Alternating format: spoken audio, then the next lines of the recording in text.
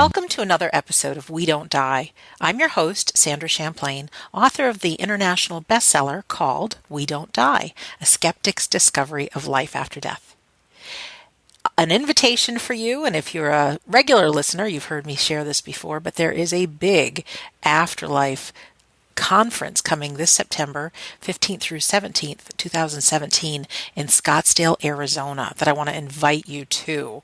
There's most of the top speakers in the world on afterlife communication. It's the doctors, the scientists, the lay people talking about not only the proof of the afterlife, but how we can communicate what's happening on the planet right now, communications between our world and the hereafter, and then also some talk about grief and preparing for the end of life, because I know our bodies will disappear even though we go on, and there's some preparations that need to happen for that. So it's a really great thing. It'll be September 15th through 17th, Scottsdale, Arizona, USA, and you can go to afterlifestudies.org to find out more or to register. And even if you can't attend, I certainly understand, but there's some really great things happening with people. And if you go to the website, there's a list of all the people speaking, what they're doing, and links to follow up with them, because you might be interested in learning some new things. So, as we all know, grief is inevitable. We're all going to lose someone someday, and of course we experience it in so many ways, whether it's literally the death of a loved one, but it could also be from a divorce, the loss of a job, some catastrophe, and so many other things. And I know personally we carry its wounds for many years, and it really can burden, or its burden can affect our health, it can affect our relationships, and really our entire life. So our guest today knows grief, but also has some insights about life after death. So he's an author, a grief coach, and a Reiki Master Teacher. His name is Robert Matuszak, who has 4 decades of working in the field of human development and grief recovery. He's the author of the book, Grief, the Mind's Final Frontier, and offers time-tested and effective ways to alleviate the pain and suffering from grief. His new book, coming out later this year, is called A Man's Grief Toolbox, I have this title wrong, From Loss to Peace. Well, he'll clarify that for me. Robert is passionate in helping people reclaim their lives and happiness by resolving the stresses of grief on mind, body, heart, and soul. Robert Matuszak, welcome to We Don't Die Radio. Thank you, Sandra. And I didn't even think to ask, am I pronouncing your name right? Yes, you are. Oh, okay, great. And what is the title of the book you're working on right now? Well, I finished the book, Grief, the Mind's Final Frontier, your GPS for relieving grief. Actually, I started writing a book, and I'm going to write on the misconceptions of grief. There's a lot of myths and half-truths and things there that I feel are preventing people from moving through their grief and living in wellness instead of the pain and suffering from that particular loss or losses. Yeah, correct. And also I'll be working on a workbook too for my book. So, but I'm taking some time off during the summer here and to recharge my batteries before I start working on them. Yeah, that's okay. I had done a little snooping on you on the internet, so I had written down that other title. I knew you were working on something, and then I didn't write it down. That was an old working title of the grief book. So okay, well then we'll just pretend I didn't say it. We'll talk more about it. So you're coming to us from Ohio, is that right? I'm here in Wisconsin. Oh, you're in Wisconsin. Yeah, I'm in a suburb just west of Milwaukee. Okay. I got all my details wrong, but at least I know who I'm talking to, so sorry about that. Let's start with you. How in the world did you get into this kind of a subject? Maybe you could tell us a little bit about your past and and how you got into the present here with this title of grief. And then obviously we'll shed some light on your beliefs about life after death. I had, and looking back, I'm playing Monday morning quarterback. It really started back just before I was graduating from college. I'd finished my 4 years in Army ROTC, and I had half a semester to go to graduate. And what happened was that my Army ROTC instructor was stationed in Vietnam. He was an advisor there, and he was killed in action. His death devastated me. I had no idea how to handle that. And I mean, I was in shock and numbness, and we couldn't get any information. What happened was that I decided I have to stuff this. I don't know how to deal with this thing. About 2-3 years later, a male classmate of mine committed suicide.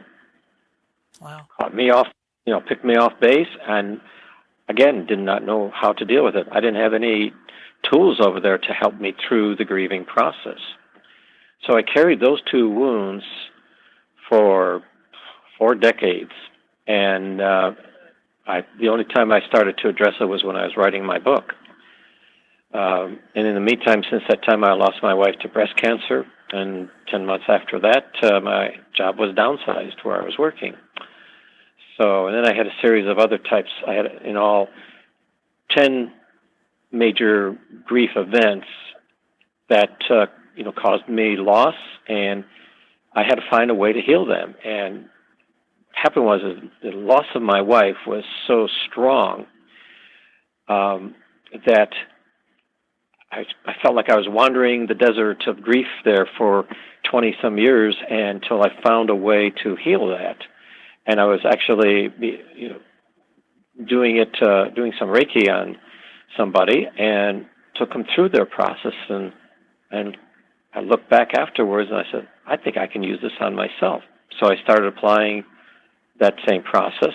I call it the grief processing system, and was able to finally achieve the closure that I was looking for, and restoring the peace of mind, body, heart, and soul. So this is something there that I still incurred some other losses, and the last one was a business bankruptcy in 2008, where it got me thinking, okay, what are you going to do now? My background was in human resources, in healthcare, but I decided, I wanted to do something beyond that. I wanted to find my own business, and that's exactly what I did. I was doing it all this time, experiencing all these losses, to come to this point now where, I'm doing grief and life coaching, for businesses, groups, and individuals through wellness programs. Because I found that one of the things there with wellness, the component to heal grief is really not very evident. And what got me interested in it is I was at a wellness fair at the University of Wisconsin 3 years ago, and I looked at all the things that were going on, and everyone seemed to be enjoying themselves, and I thought, well, where's grief? How do we heal this? It's not there. And I decided that's got to be my component in my wellness program, and I started to move in that direction to incorporate that. So, because I feel that my process works. Because I figure if it worked on me, it can work on anybody else. So it's something there that I feel is a very important component of healing, because what happens is during the process there of going through closure is that you disconnect from the emotional charges that are connected with that event, because the grief event is like anything else. It's an event. Birth is an event. Baseball game's an event. Whatever it might be, and there are emotions that are connected to that. With grief remains very strong. It does dissipate over time, but as I found out, as I mentioned earlier about the 2 losses, the military loss and the suicide, it's still there. And until I addressed it when I was writing my book, I was unable to achieve the closure on that, and it weighed on me in so many different ways. In fact, I was watching how some people were grieving loss and how quickly they could move through it, and I felt, I'm still dragging this thing? Why is it taking so long? It was because I was carrying old wounds that needed to be healed. So once I was able to do that, I've noticed now that I can move through a particular loss much quicker and get back, up to speed and have that peace of mind that, I was searching for. So this is a very important component there, is to move through that grief in emotional charge or hooks or whatever you want to call it, release those, and then begin to embrace your life. And a lot of times it's going to be life-changing, because I didn't realize it at the time when I lost my wife, because I remember saying to myself when I got the message at 2:30 in the morning that she had passed away in the hospital, that I said, my hopes, dreams, and wishes all died. Mm-hmm. And what am I going to do now, and where am I going? And, it became a journey for me. It was an arduous journey, but I did eventually come to that point where I was able to reach that closure. So getting that and releasing it opened me up to new opportunities and experiences in my life that, had I not released that, we probably wouldn't be having this conversation today. Yeah, I tell you, had I not gone through what I did with my dad's death and learning about grief, there's no way I'd be here talking to you. Can I just ask how long ago it was that you lost your wife? My wife passed away in January 31st, 1984. Okay. And have you, just curious, do you have any thoughts, before we are going to talk more about grief, but do you have any thoughts about the afterlife or anything that's happened to you that gives you a good sense that life after death is real? Well, let's say that death really rocked my boat. You bet. And I would have to say that, because I use the term in my book there, that about the storms of grief there, knocked my boat over, and I was listing in that sea of grief. Mm-hmm. And I tell you, I was questioning everything. I didn't know what to believe in, and I had a moment there. I remember this very distinctly. I was in the kitchen, and I was working on something, and I think I knocked something to the floor. So I went to pick it up, and all of a sudden I heard, "Robert," and I just stopped. I said, "Oh my goodness, I know that voice." And I realized it was my late wife, Carolyn. Wow. And it was as clear as can be. And then I noticed that it was like, holy cow, this thing confirmed, and it, like everything else that was I had doubts and fears about just kind of left, because I said, this is something that I really needed to have validation about. Is there really life after death? And I got it through with that experience. So, and I've talked to other people about their life after death experiences too, and helping them to validate their experiences. So, yeah, that was like the turning point as far as validating a life after death, because I've studied it. My late wife and I studied the Edgar Cayce readings for a number of years, and we had small group work, in our home for a number of years too. And he talks about life after death and reincarnation, and I know that that's something there that I believe in, because life made more sense. Mm-hmm. I was raised Catholic, and life after death and reincarnation was never even brought up. So for me, I couldn't understand, one-shot deal here. I don't know, how's that decision made? How does God do that? Yeah. And then when I got introduced, my late wife introduced me to the concept of reincarnation, and when she explained it to me, and I says, now life makes sense. That's what came out of my mouth.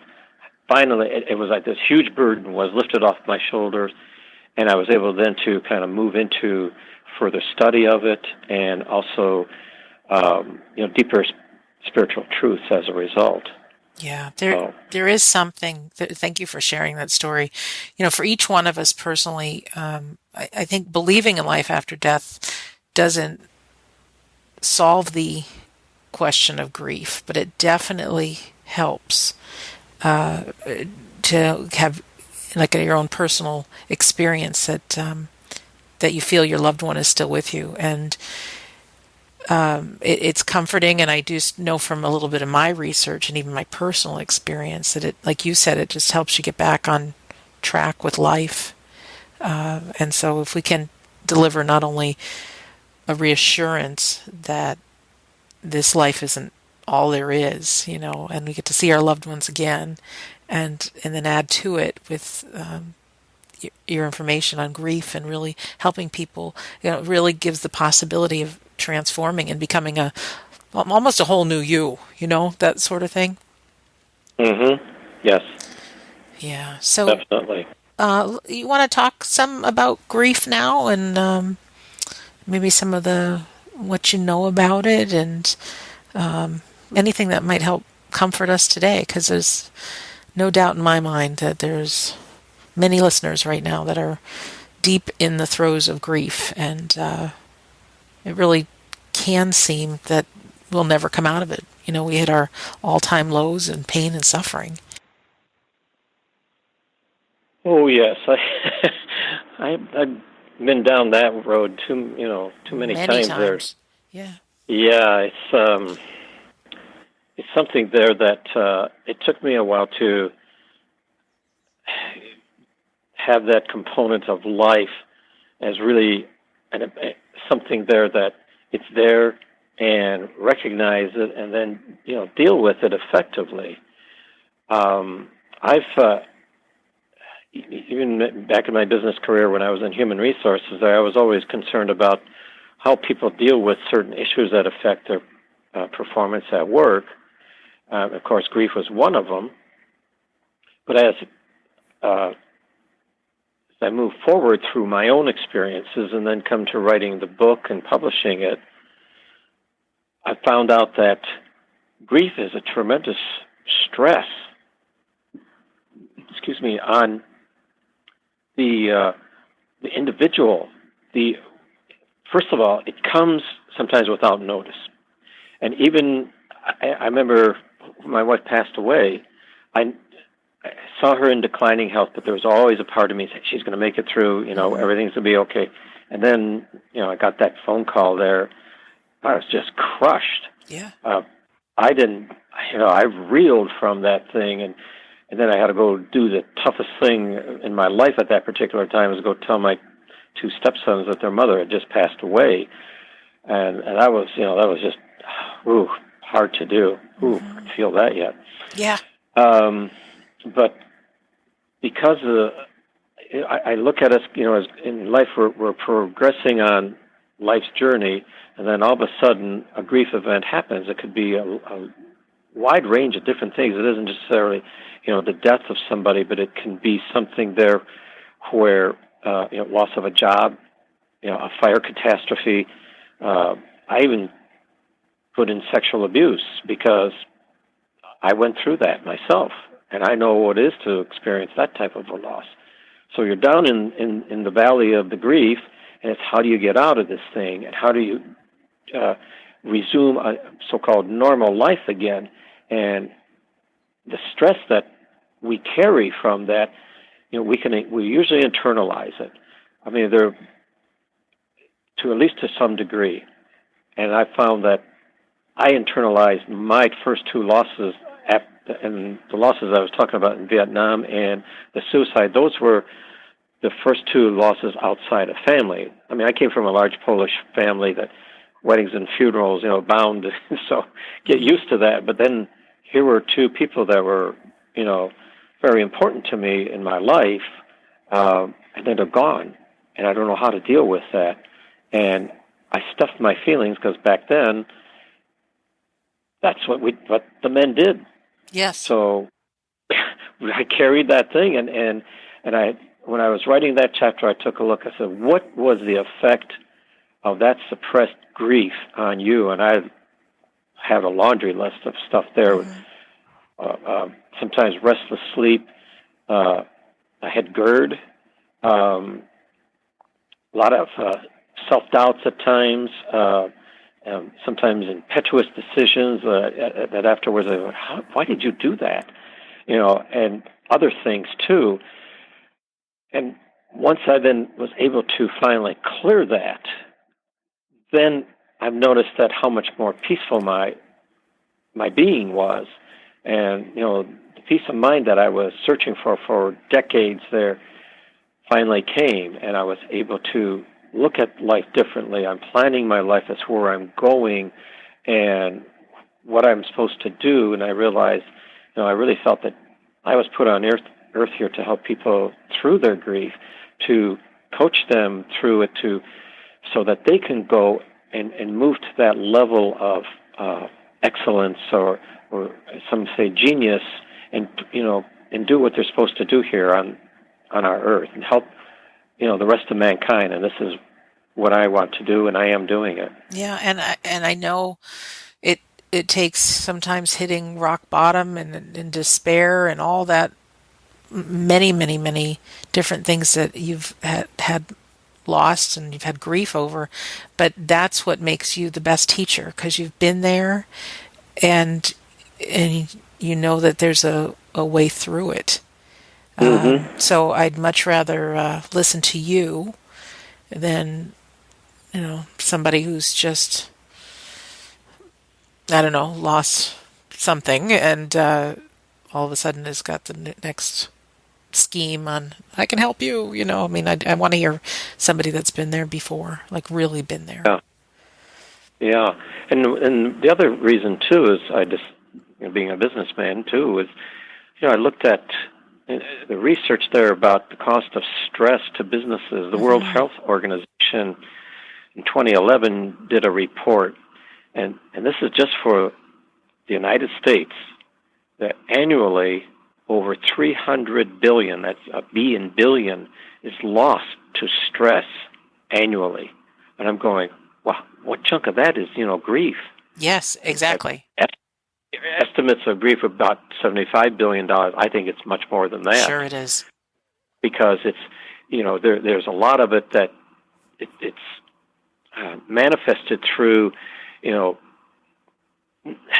your optimal performance. I mean, you will get the job done, but it's not in a way that if we were operating, truly at our optimum, man, there'd be miracles all over the place, I think. Yeah.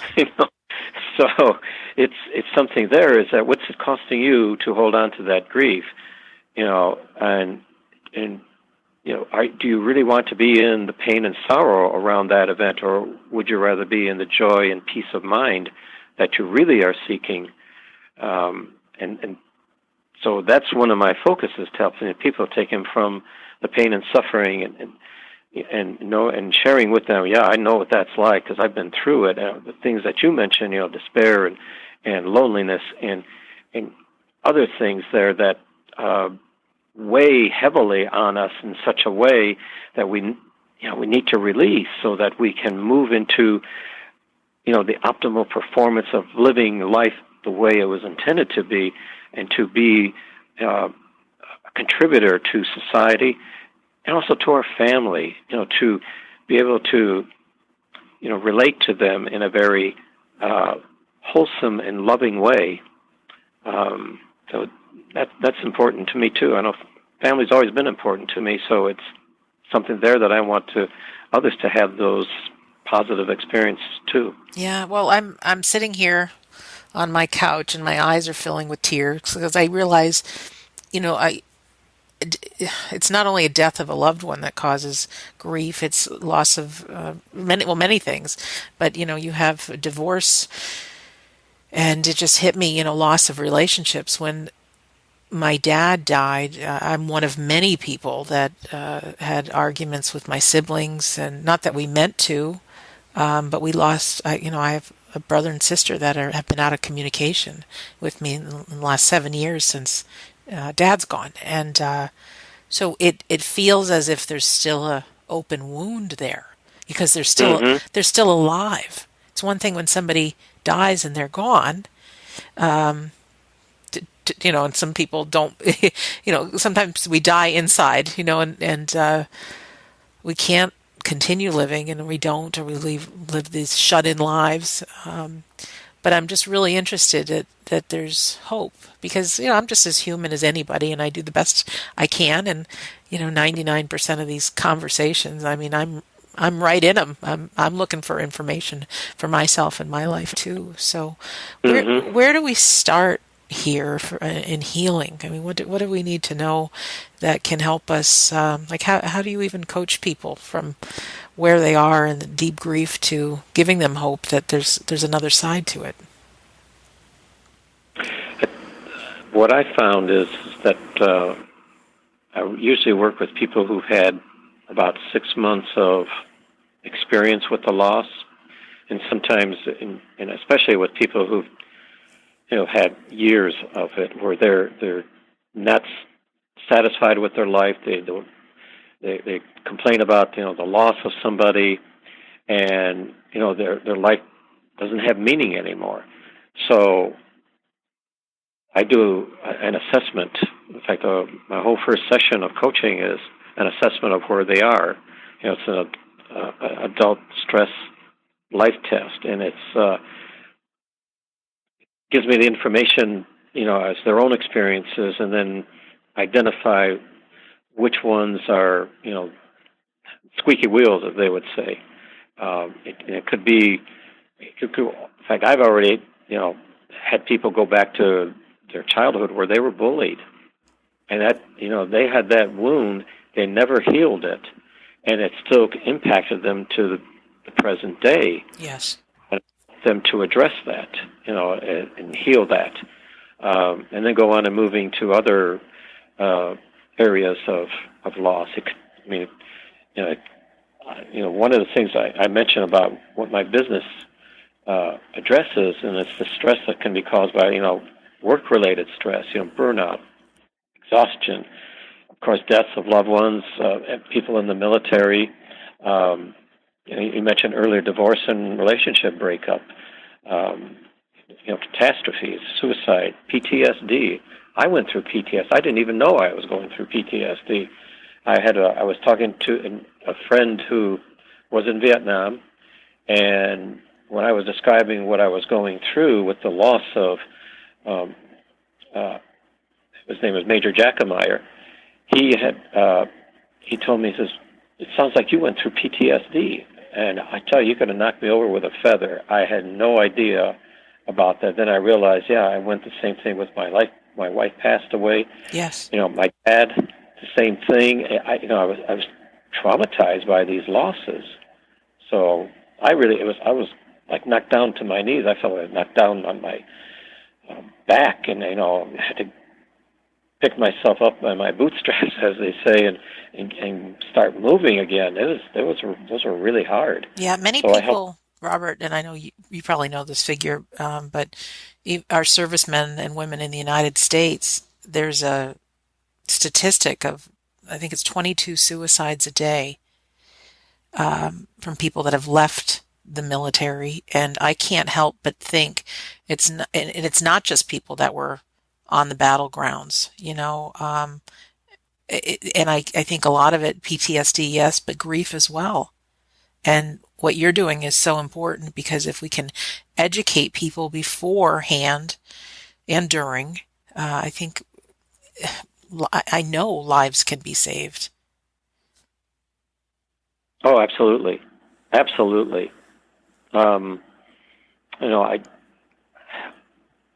The funny thing is that I took a grief coaching course, and through the Grief Coach Academy. It was founded by Aurora Winter in Los Angeles, and she had her own personal loss. She lost her husband very suddenly to I guess there was some kind of a virus in some shellfish that he ate. He was dead within 24 hours. Yes, that's right. So quickly. So when I started out in the program there, one of the things I had to address was that suicide loss. And I'd taken it about as far as I could go. I couldn't, there's something was lacking. I couldn't find my peace over this thing.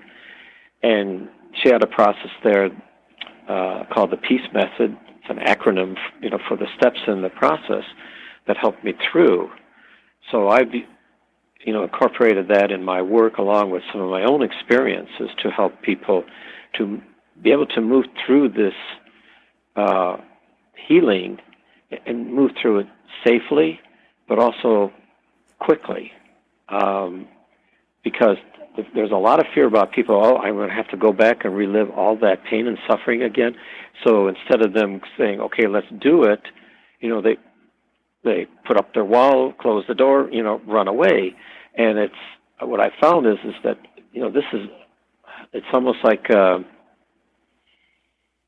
use this example, I guess. It's like a little thimble of water, and you pour that into Lake Michigan. And, that's 850 miles deep. Mm-hmm. So the process is not an extended thing that you're going to relive the day-by-day pain and suffering. You will maybe what I call touch it.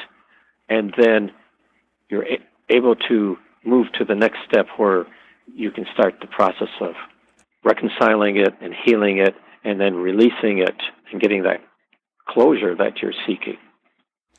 Is there something you could give us in this conversation today that could give us a little bit of maybe taking a step on that path, give us some relief, give us some understanding? I mean, I'm certain that there's people that this resonates with that will follow up with you and perhaps get your book, and I want to find out more about that. But is there anything, if we're in it right now, and it could be the Peace Method or something, that you could just help us right now through with your words?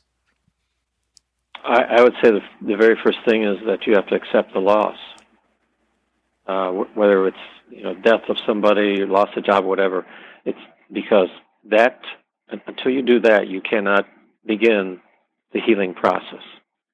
And it's amazing that I've seen this with. I was part of a men's grief group for a while, and I've seen that some men who had lost their spouses, I mean, they were married, 40, 50, 60 years, and yet they still had this feeling like, she's just away.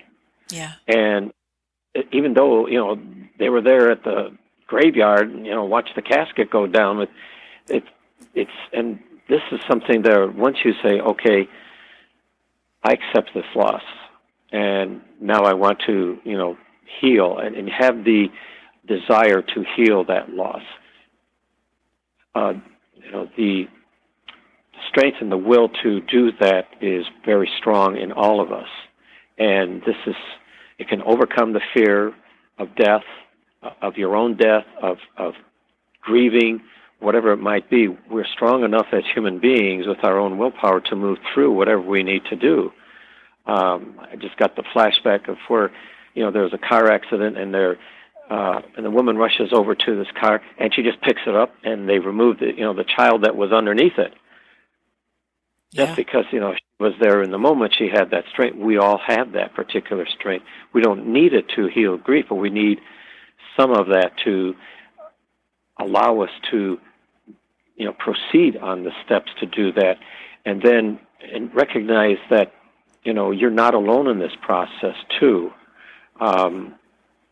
Help of others, whether it's through a grief support group or family or whatever it might be, is also very important, because when I lost Carolyn there, I was just wandering around there, and I, for some reason, talked to this man, and he says, yeah, I lost my wife to breast cancer, 10 years ago. He says, I know what you're going through. And, ooh. Oh, I get it. I'm sitting here with my eyes filled with tears. And I've not known the love of a soulmate, only parents, grandparents, and pets. So, well, when he said that, I was forgive me for getting kind of emotionally caught up. No forgiveness necessary. You're human, my friend. But it was something I said that, he just like validated what I was going through. Mm-hmm. And it was like, boom, the clouds parted and the sun shined on me during this long night of grief, and it allowed me then to start moving forward towards eventual healing of it. So, and to be open and receptive to who can help you with this, because the old saying is God works in strange and mysterious ways. Yes. And, sometimes it can come there, be the thing that you need to change, and then be able to finally heal that loss. Yeah. I just recently, 2 weeks ago, started a Facebook group, and I thought, well, why not? Like-minded people who want to talk.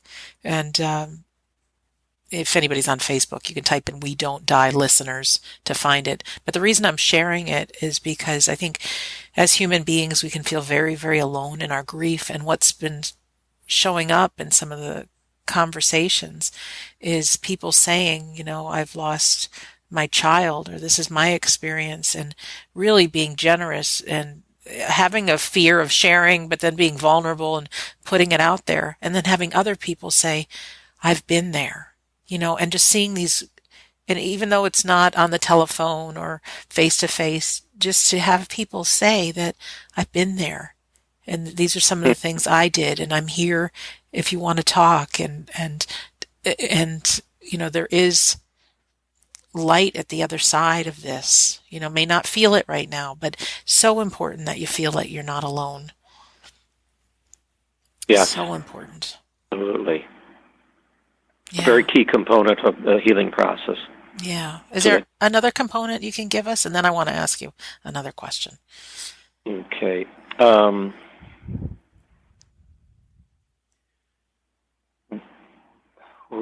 Just kind of like pick That's one. all right. I put you on the spot.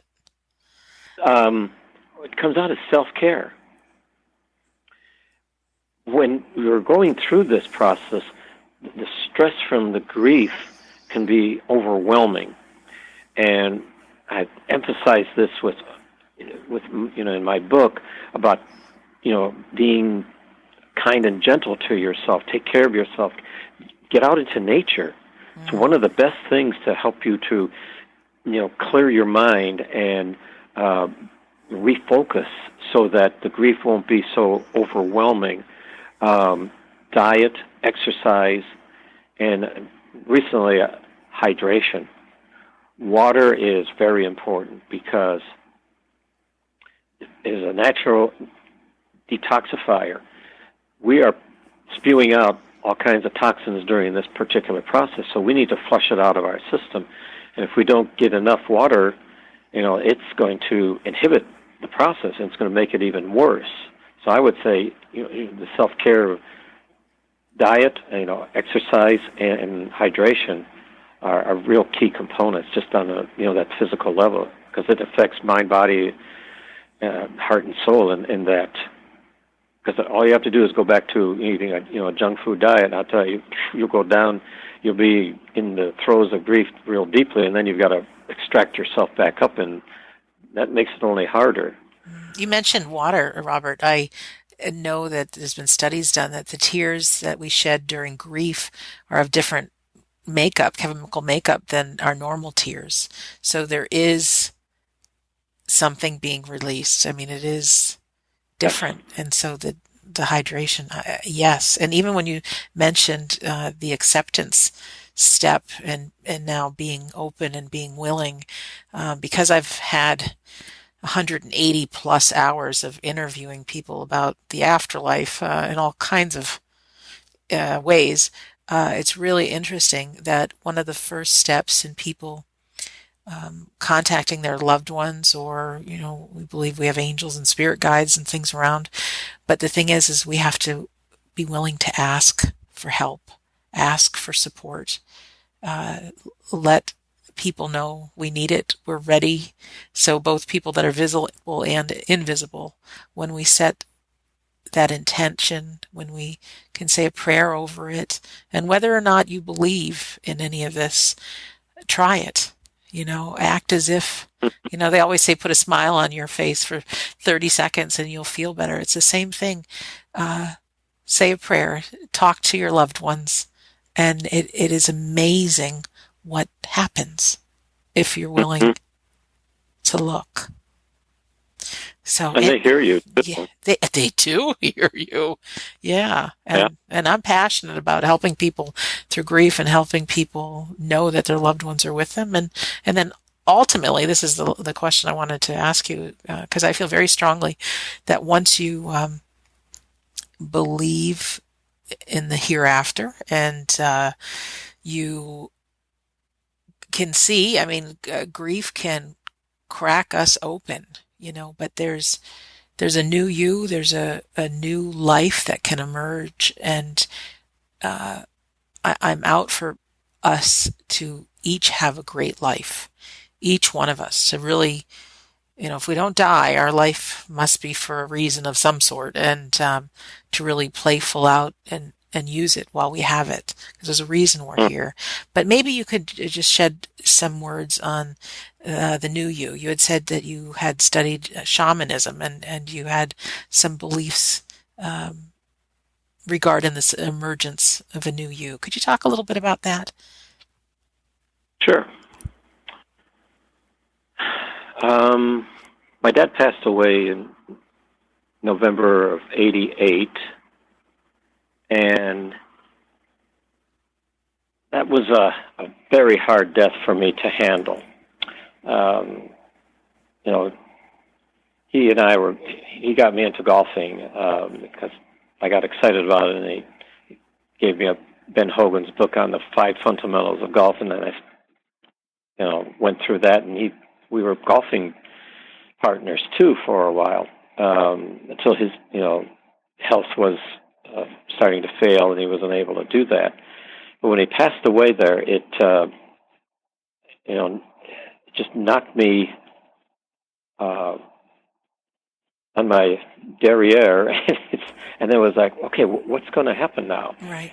And I was in a relationship with this woman, same difference age-wise as my parents, was 14 years. So it allowed me to start to take a look at myself and say, you need to make changes. I don't know what the changes are, but she had gone through a recovery program for addictive relationships, codependency. And after, seeing my parents, seeing my family at Christmas time, I realized, this isn't working for me, and I've got to make changes in myself, not change them, which was a big shift because I was the type of a rescuer type of person. I will save you, but I won't save myself yet. And then I went through that program, and it was a very powerful program because I was able to finally address these dysfunctional behaviors and release them and then move forward with that. So, I got to go back a little bit.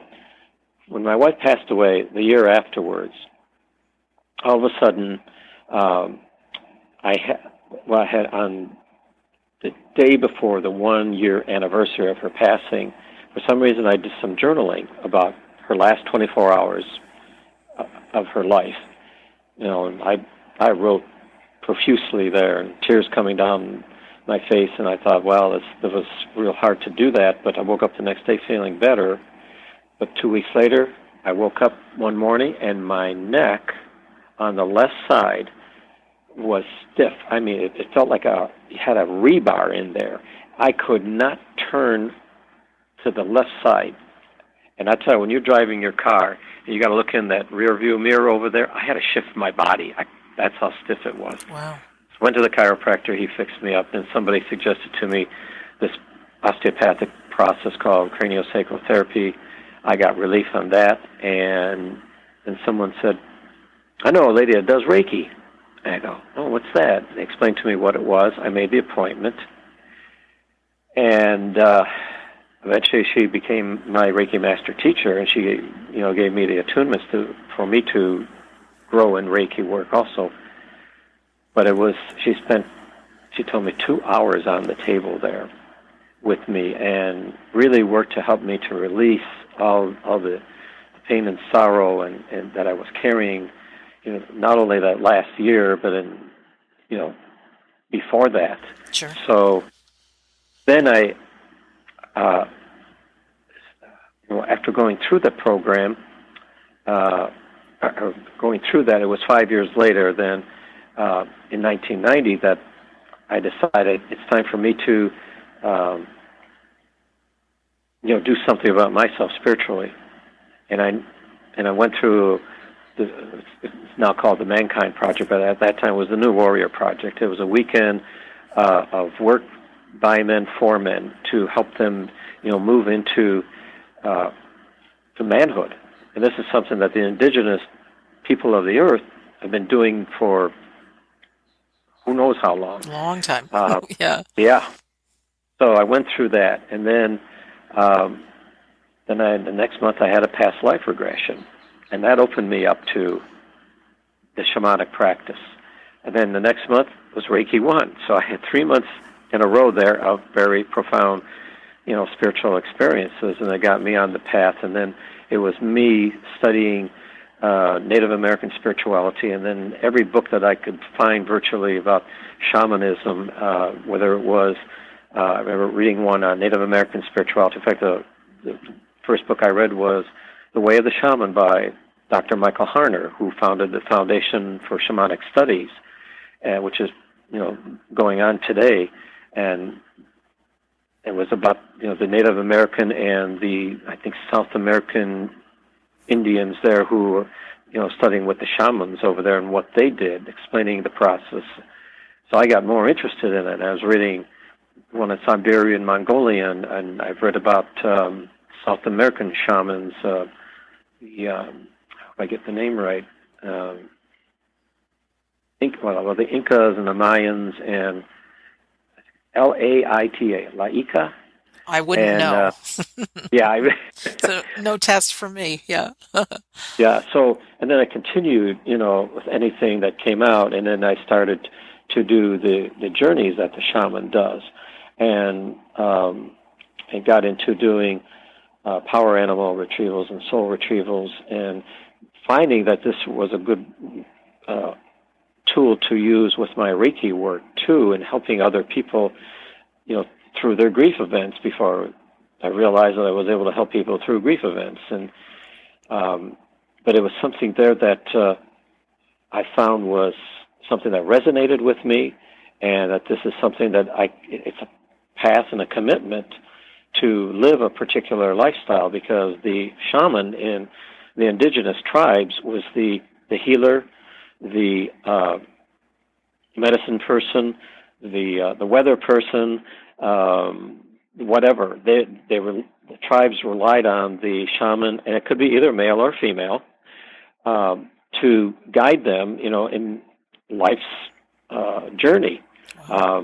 They were the teachers there. They would teach spiritual principles to, the members of the tribe. They preside over weddings and funerals, and it was doing so many different things.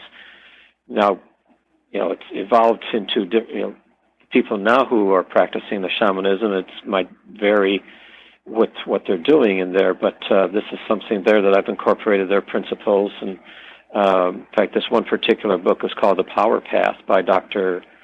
Jose and Lena Stevens, which they come out and said that we are teaching these principles of shamanism to, businesses and corporations, to them to improve, their work performance. So there's things there that I was able to use, and I applied first to myself. I want to test it out to see if this thing works, and usually it did. And then I would, help other people when they would come to me for their coaching or consulting or the Reiki work. It's a way of life. It's something there that it can be very useful. Even if you just know a little bit about it, it can help also in improving one's quality of life.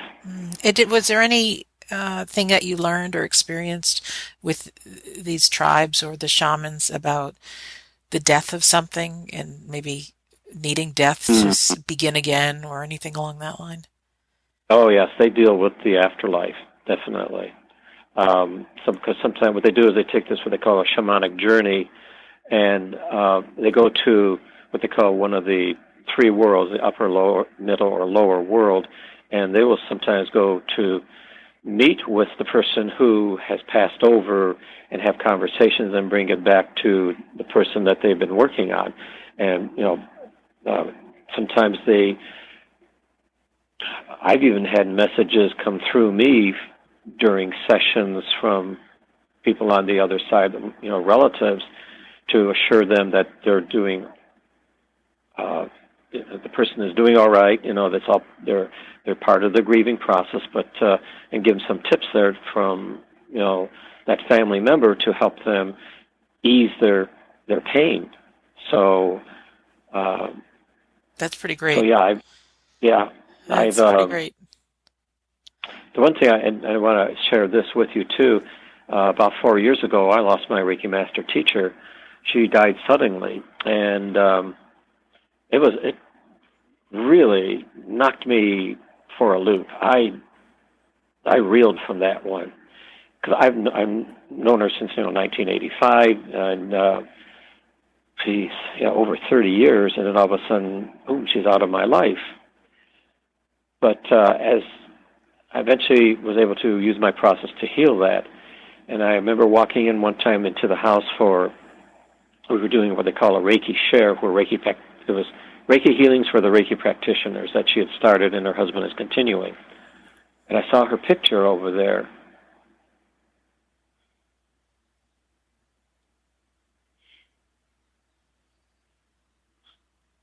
She spoke to me. Excuse me. It's okay. It was, wasn't this way. I wasn't reacting this way at the time. It was just like a conversation. And, I just felt so much better about that. It was really more powerful than I realized at the time, because it's really hitting me very strongly now. Yeah. Our capacity to love is, I think, in direct correlation with the pain we feel. And so part of being human is to learn to really love full out. And the amount of grief we feel, as horrible as it feels, when we hurt so bad, we know we have full capacity to love. And I have spoken with so many magnificent people, Robert, who have these stories to share and things they've experienced, and they all start with the same common denominator. Their heart was ripped wide open by grief or loss and put them on a journey to where they are now. And everybody's still traveling, and our time is just about up. It goes by so fast. But I personally want to leave people with, if you are in the throes of grief or you're on that journey, beware of great things to come. Use the tools to move through it. And the only way through grief is literally through grief. We can't stuff it down, or else it does resurface and we have to identify it. But there are tools out there. Robert, let's talk a little bit about your book and where people can find it, the one you have currently, because I have a sneaky suspicion that in it is what you described today and so much more. And even if people are interested in a grief coaching session, if that's something you're willing to do. Let me just underscore what you just said, just a short time ago there. It was, that's real important. Well, my book is called Grief, the Mind's Final Frontier, your GPS for relieving grief. The GPS, of course, stands for Grief Processing System. It's more than 300 pages, 305 pages in it, and I didn't think it would be that long. I didn't know I had, that much in you? Because the word count was 65,000. I said, I had 65,000 words in me. But it was, I decided because it was needed to help people to move out of grief. It's the stress produced by the loss is very overwhelming at times, and it's a heavy burden to carry. And since I developed this process, and I did that really unknowingly, it just kind of happened, like I mentioned earlier, through a Reiki session, and I tried it on myself and started using it and coaching people. So I in my book, I do is like three basic parts. I give a little introduction about stress and what grief is and how men and women grieve, the differences, and then I go in and share my 10 events there that different things. It was I did have multiple job losses, but that was all part of the process. That was part of me moving into something always greater. But in dealing then with it, and I was sharing my feelings and my emotions, and I expressed it verbally, or well, in writing, I should say, and to show the human side of grieving, and that you're going to experience these things. And when the military loss was so strong in me, I had suppressed such great pain and sorrow that when it came out in the book there, the language is a little salty, let's say, but it's something there that I hope you're not offended by, but it just it's there. I got it out. I needed to release that, and this was the medium for me releasing it. I also give suggestions as to how to deal with, in part two, with the emotions that are some of the more common ones that we as adults will experience, and how to let out anger, for example, in a safe way, and to be able to feel safe in expressing these, especially if you're with family or friends there, so who are supporting you, and to, not be self-conscious that this is okay, this is part of your healing. And then, of course, the last part is the grief processing system, and I share that process as to how you can achieve the peace of mind you've been searching for, to achieve the closure you may be searching for, but to end your pain and suffering so that you can move into the peace and harmony and love and joy that you're searching for. So that's wonderful. Really good. And you told me that your book came out just this past year on Mother's Day. Correct. Mm-hmm. Yeah, that's very special. Well, if I can ask you how people get in touch with you. Excuse me. No problem. I can certainly talk till you get your glass of water. I have no problem with that.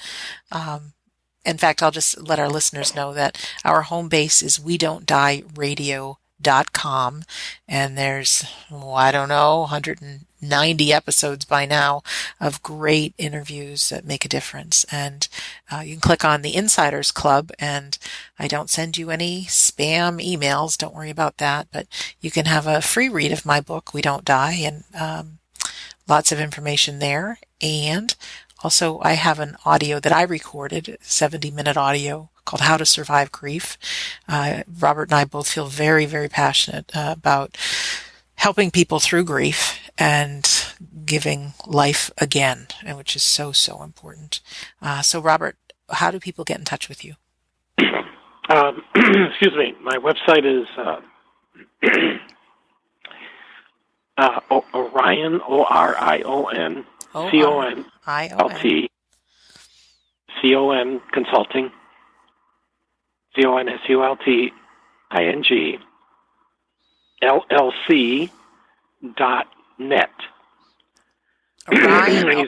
Orion Consulting, LLC.net.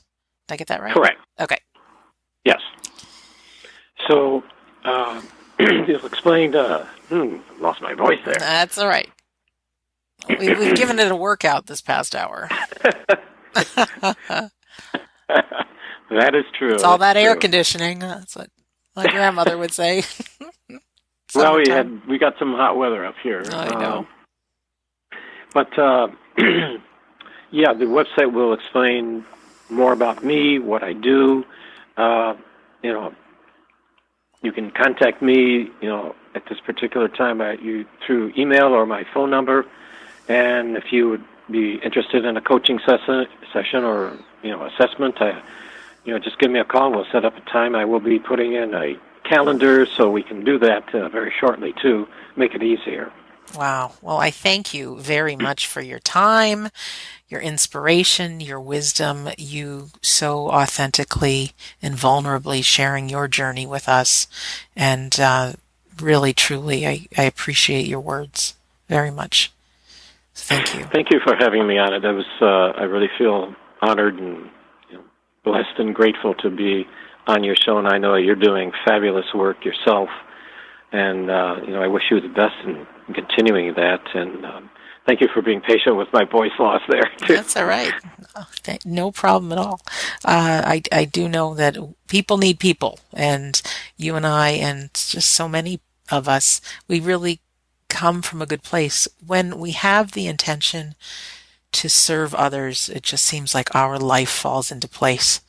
Whereas if you have the intention to just, I don't know, get famous, make money, have a big ego, not so much. So really look to see everybody in our own lives, what gives us the most passion and where we can make a difference. And it's really interesting how the right people come into our path, and you seem to be taken on a journey, the one that neither one of us, you or I, could believe that we are where we are right now and doing what we're doing. So correct. Anyways, in closing, a reminder, just if you want to be part of our group on Facebook, just type in We Don't Die Listeners, and we're happy to have you. And just to share, really share whatever is there for you. So in closing, my name is Sandra Champlain. I've been your host on We Don't Die Radio, and I do believe that life is an education for the soul and that your life here on earth is important. So I really want to thank you for listening, and we'll see you soon.